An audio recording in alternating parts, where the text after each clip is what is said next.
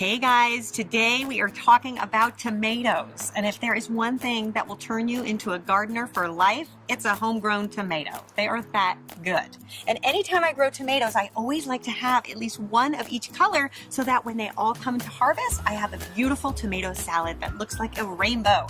I'm gonna actually leave you a link in the description with all the varieties that I love to grow, so when you get to the plant store, you'll know what to ask for. Okay, so let's talk about the plants. When you get to your plant store, you're gonna look for a plant that looks something like this, about this size. I think this is a great one to start with. Now, sometimes you'll see plants that look like this that actually have little blossoms on it. Now, if I had to choose between this one or this one at the garden center and it's early spring, I'm going to choose the one that doesn't have any flowers. And the reason you want to do that is because this poor plant is taking a lot of energy producing these flowers, and that is going to take away from it actually rooting when we put it in the ground. So plants take a lot of energy anytime they're doing something. That's a good thing to keep in mind. So if I plant this now, it's going to take all its energy to keep continuing these flowers when I want it to actually root and become a strong plant. So early spring, you have a choice, pick the one without the flower.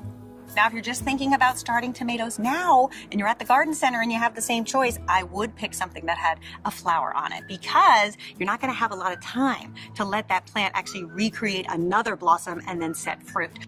So in that case, I'd go with the one with the blossom. So early gardener, late gardener.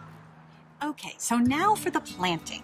Now, if you ask me, I really think tomatoes do best in containers. So this is great news for any of you that have balconies or terraces and you want to have a garden. Tomato gardening in containers is the way to go. There are also two different types of distinctions when it comes to buying tomato plants. You'll see them labeled either determinate or indeterminate. And basically what that means is if you buy a plant that's determinate, it means it's going to be smaller. It has a very determined area that it is going to grow. It's going to give you fruit probably for a few weeks and then it's done. So that's good if you don't have a big space and you actually have a smaller pot. If you really want tomatoes all summer long, then I say go indeterminate all the way. Even though it's going to get big and unruly, that's okay. You can prune it and train it. You're going to get tomatoes all the way through the first frost. So it really is a way to get your money's worth in a way. Because it's June and this is a late plant that's going in, I'm going to take the one with the flowers. What you want to do is you look at your plant and you want to clip off, just with your hand, all of the little branches and stems that are forming just below the blossom. See? So you can see that. See, just like that. See, there's the first blossom, so we've clipped everything to that point. And the reason you want to do that is so that this plant has a chance to get really, really strong. So that as it grows and has the weight of these big tomatoes that will be coming, it'll be strong enough to actually support that. So it's very important that we dig really, really deep. Almost like, I don't know, 8 to 9, 10 inches. You need a really deep hole here, because the deeper you go, the more you're going to get strength from your plant. All right, so this is pretty good. Now, oftentimes when you come home from the nursery, your plant is pretty well fertilized, but in this case, because it is flowering and rooting at the same time, I'm going to give it a little bit of food because it's spending a lot of energy here. So I'm just going to take about a handful of organic tomato fertilizer and just spread it in. Okay. Good. Now we are going to place our plant down in the hole here, deep as it'll go, and then just loosely put your potting soil on top. There.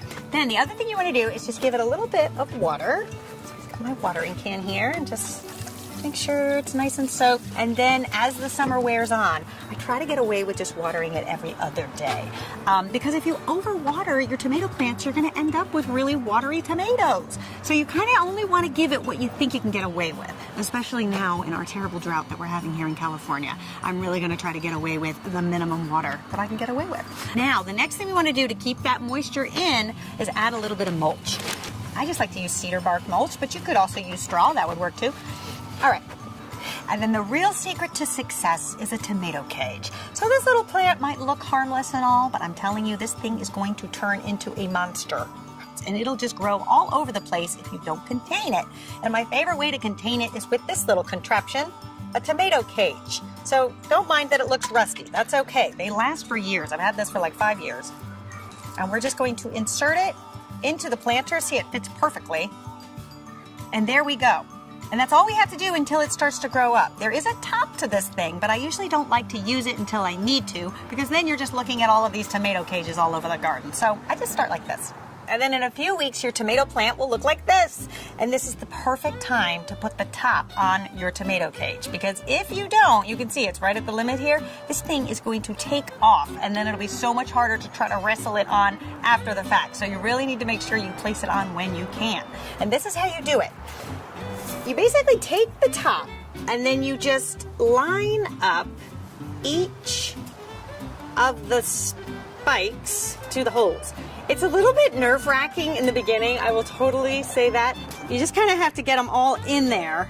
Not all the way, just kind of line it up. All right, and then when they're all lined up, you just go like that. See? And now I've got this really hideous looking tomato cage, but in a few weeks, this plant will completely cover this whole cage. And the reason why I love it is in a garden like this, it provides great architecture. Because I have these indeterminate plants, they will just cover this entire thing and it'll look like a huge tomato tower. And in a few more weeks, you're gonna end up with a plant that looks like this.